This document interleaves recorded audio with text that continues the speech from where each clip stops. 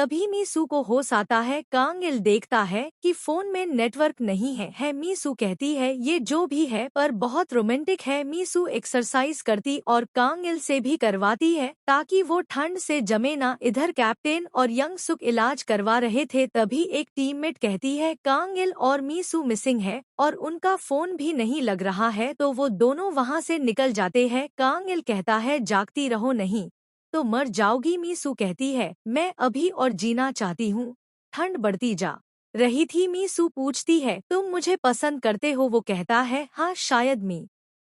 सू बेहोश हो जाती है तो कांगिल अपने और उसके कपड़े उतार कर एंटीमेट होता है ताकि उन दोनों की जान बच सके। जब बाकी के फायर फाइटर आते हैं और उन्हें रेस्क्यू करते हैं, मीसू अपनी दोस्त से कहती है एक लड़का काफी पसंद है पर वो थोड़ा रूड है। वहीं यंग सुक कहता है तुम्हें अब उसकी जिम्मेदारी लेनी होगी, तुमने तो मौका पाते ही उसे गर्माहट भी दी। डर लग रहा होगा ना कि ऐसी लड़की से पाला पड़ गया। कांगिल मीसू को देखता है और मुस्कुराता है और फिर वो साथ मिशन पे जाने लगे और मस्ती भी करते। मीसू कांगिल का ख्याल रखती थी।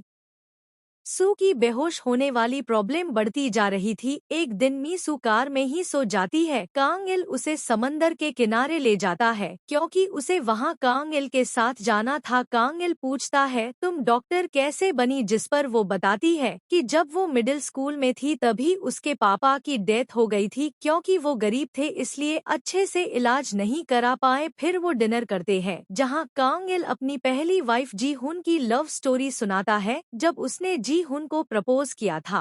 कांगिल काफी नशे में था। वो मीसू में जी हुन को देखता है और उससे बातें करता है और रोने लगता है। रात को सोते समय कांगिल जी हुन का नाम ले रहा था। मीसू उसके पास लेट जाती है। उठने के बाद मीसू कहती है जाने से पहले एक किस भी नहीं मिलेगी क्या, और कांगिल को किस करती है और फिर वो भी पीछे नहीं हटा। काम के टाइम पे दोनों सो रहे थे। कैप्टन कहता है आज काफी अच्छा दिन है प्यार करने के लिए। कांगिल और मीसू अब साथ रहने लगे थे। मीसू कहती है मुझसे वादा करो कि अपना ख्याल रखोगे, जिस पर कांगिल कहता है इस हिसाब से तो काम ही छोड़ देना चाहिए, फिर पैसे कहाँ से आएंगे। मीसू कहती है बच्चों का ख्याल रखना मैं बहुत कमाती हूँ। तभी यंग सुक बेल बजाता है। कांगिल मीसू को छुपने को कहता है पर वो मना कर देती है। कांगिल उसे छुपा देता है जिस कमरे में उसकी और उसकी वाइफ की फोटो थी। किम मीसू को सजा दिलवाना चाहता है। मीसू कांगिल से कहती है कॉलेज में सभी कहते थे मैं अपने काम में काफी अच्छी हूँ, वो कभी भी मर सकती है। मीसू और कांगिल में इस बात पे बहस हो जाती है। मीसू कहती है एक केस से निकलने के बाद मैं हजारों लोगों की जान बचा सकती हूँ। कांगिल कहता है गलती तुम्हारी है और तुम इसके साथ खुश नहीं रह पाओगी और मैं ऐसे किसी के साथ नहीं रह पाऊंगा। मीसू वहां से चली जाती है और घर पर अपने पापा की तस्वीर देखती है। कांगिल अपनी वाइफ की फोटो देखता है। हमें एक फ्लैशबैक दिखाया जाता है जहां एक रेस्क्यू की टाइम पर उसे जी हुन का कॉल आता है। वो सांस नहीं ले पा रही थी। कांगिल एक एम्बुलेंस अपने घर भेजने को कहता है पर वो नहीं बच सकी। मीसू कुछ काम से हॉस्पिटल जाती है जहां मिस्टर किम ने दरवाजा लॉक कर लिया था। मीसू दरवाजा तोड़ देती है और देखती है कि किम ने फंसी लगाई है। वो तुरंत उसे उतार के CPR देती है पर वो होश में नहीं आ रहे थे। मीसू रोने लगती है। बाकी के डॉक्टर उसे रोकते हैं पर वो फुल चार्ज में एक झटका देती है और किम की धड़कनें चलने लगती है। एक रेलवे एक्सीडेंट केस आता है जहां फायर फाइटर्स को रेस्क्यू करना था। वो अपनी टीम के साथ जाते हैं। पहले तो वो लड़की को देखते हैं, तभी एक लड़की कहती है कार को हटाना होगा, एक ट्रेन जल्दी यहाँ आने वाली है। कैप्टन मीसू से कहता है बचने के कितने % है? वो कहती है ज्यादा नहीं। कैप्टन टीम को ट्रेन की पटरी से हटने को कहता है। तभी लड़की कांगिल को कहती है मुझे बचा लीजिए।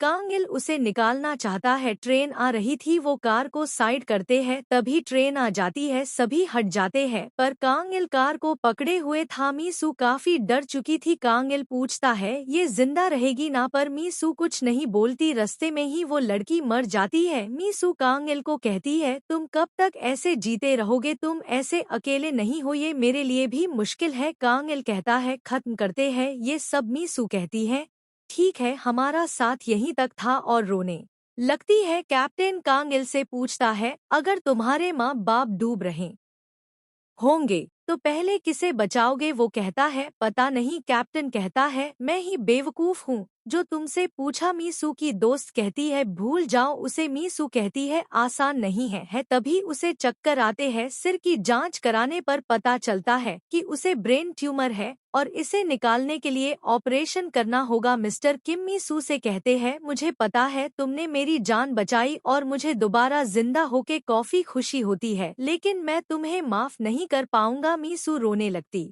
है और माफी मांगती है। वो हॉस्पिटल से रिजाइन कर देती है। इधर एक लड़की ब्लाइंड डेट पे जा रही थी जो कि काफी दिनों से यंग सुक से प्यार करती है, पर यंग सुक उसे मना करता रहा। पर आज उसे ये सुन के बुरा लगता है। कैप्टन कहता है, देख क्या रहा है? कांग इल उसे कहता है, यंग सुक का क्या होगा? वो कहती है, इतने दिनों से पीछे पड़ी हूँ पर वो मुझे पसंद नहीं करता। जब वो बाहर थी तो यंग सुक कहता, मत जाओ ना, हम स्टेक खाने जाएंगे, सिर्फ हम दोनों। तभी मीसू कांग इल से मिलने आती है और कहती है, कैसे हो? वो एकदम नॉर्मल बात करते हैं। मीसू उसे चर्च ले जाती है जहां वो कांग इल को कहती है कि मुझे एक दिन एहसास हुआ कि मैं तुम हे दांव पे लगा रही थी, पर मैं तुमसे प्यार करती हूँ।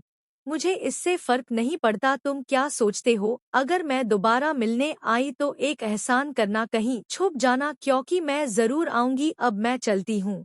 एक नया काम आ जाता है। कांग इल और उसकी टीम निकल जाती है। एक बिल्डिंग एक छोटी से गलती की वजह से गिर रही थी। जल्द ही पूरी बिल्डिंग गिरने वाली थी। वो सभी मजदूरों को निकाल लेते हैं, पर एक आदमी मलबे के नीचे फंसा था। बारिश शुरू हो जाती है। वो सपोर्ट वार्ड का लगा देते हैं। यंग सुक कहता है, ये आखिरी चीज है जो हम कर सकते हैं। वो आदमी अपने घर वालों से बात करता है और कहता है, मुझे काम से आने में देर हो जाएगी, अपना ख्याल रखना। कांग इल ये सब सुन के इमोशनल हो जाता है। वो उस आदमी को कहता है, अगर हमने उसे हटाया तो बिल्डिंग गिर जाएगी, फिर भी आखिरी कोशिश करना चाहोगे? वो कहता है, हाँ। कांग इल उन दोनों को बाहर जाने को कहता है। यंग सुक कहता है, हम मर भी सकते हैं, और उसे मारता है। पर कांग इल उन्हें जाने को कहता है और कहता है, जल्दी ही मैं बाहर आ जाऊंगा। कैप्टन कहता है, ये हमेशा अपनी ही मर्जी का करता है। वो आदमी कांग इल से कहता है, तुम्हारे पास कोई है